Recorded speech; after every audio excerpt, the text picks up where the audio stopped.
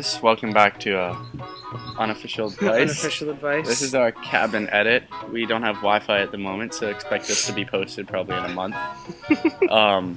Yeah, so today we're going to be talking about how supers, before the June sort of weapon balance, and how they didn't feel that super. In PvE, they're just not very good. The Hunter is lacking the most in PvE because I mean they have Shadow Shot. Shadow Shot is really good. That's such a supporting thing. But their other two supers, Blade Dancer, is too close to be effective, and like the only part you'd see like in a raid, the only raid that you needed a hunter in, a Blade Dancer hunter, was at the end of Crota with the Sword Bear, and how you could go invisible at the side so you didn't get targeted by anything, but you could use Khepri's Sting for that. And now you could use a Shadow Shot hunter, and because they have the invisibility grenades. And then Gunslinger, it's just you get 3 shots.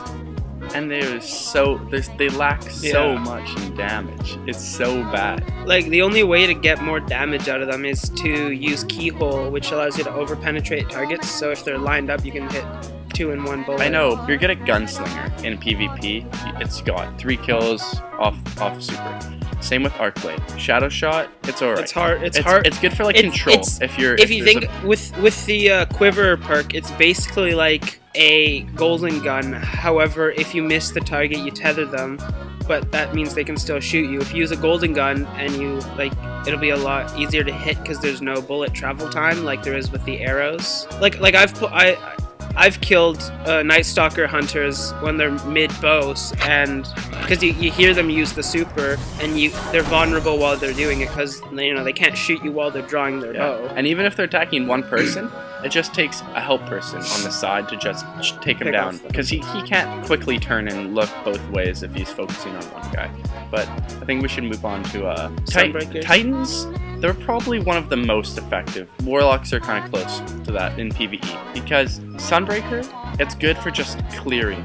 Got a bunch of ads in one place. Yeah. Either Hammer of Soul with Scorched Earth for the sunspots, or just a Fist of Havoc with Aftermath. You can wipe out a lot. But before the June sandbox tweak where they changed up the weapons and stuff, Fist of Havoc got a 50% damage increase in PvP and another 50%, so 100% in PvE. So now it's and using it, it's a lot stronger in PvE as well. The reason I say Titans have the strongest supers in PvE besides Warlocks, Titans have 2 very well-made classes, and one is strictly for attack, which is Sunbreaker, and one is strictly for defense and help, and that is Defender. And Defender is one of the best supers if you're being just attacked everywhere for PvE. It can help so much. It's not a PvP thing though, unless you're playing like Control or something and you want to put it over a zone. Fists of Havoc, I mean,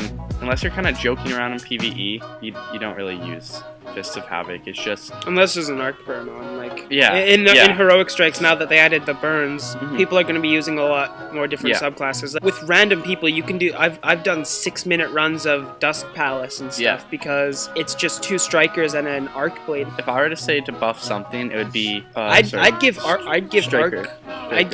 blades the ability, like a higher chance at stunning enemies when they hit them. Like a knight, if it's like a knight with a sword and you don't kill it and he doesn't get stunned, then he hits you, and then then other things can just pick you off from the side, like a couple of acolytes. So out of the Titan stuff, we'd say probably just buff Striker, make it a bigger radius so you can maybe get a few more guys, and definitely a lot stronger. So the thing is, it'd be kind of hard to buff the radius, because then in PvP you just have to use it, and then you could get I've gotten random double kills, even though one of the people was near. Okay, Warlock. I think they have the strongest PvP. No,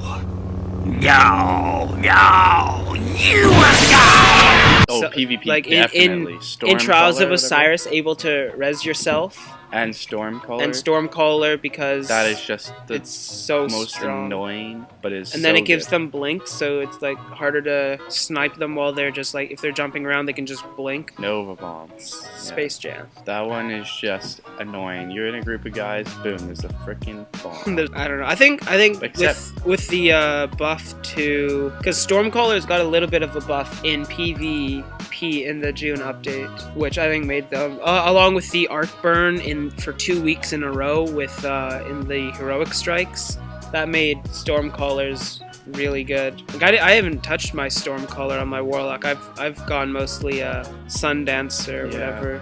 Self-res, super good in PvE. Stormcaller And is PvP. yeah.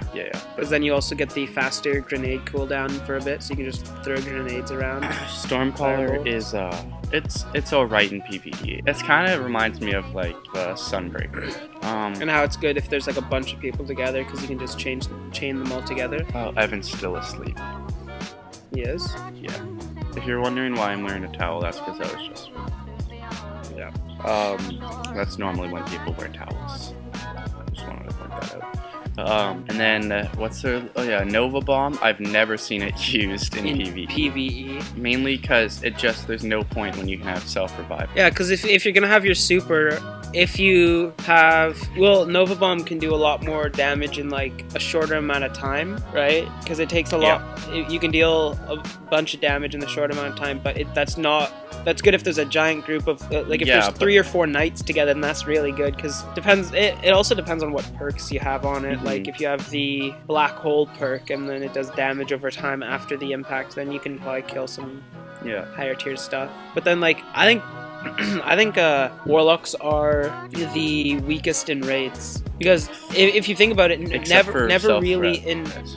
but you never see anyone in the raids say need one self-res warlock. You always say like either need a blade dancer or like a bubble or like a night stalker for like damaging war priest and Golgoroth. So that's what we think for the supers at the moment, and we're hoping for a little upgrade for some of them and maybe a little decrease for another because I want to see. In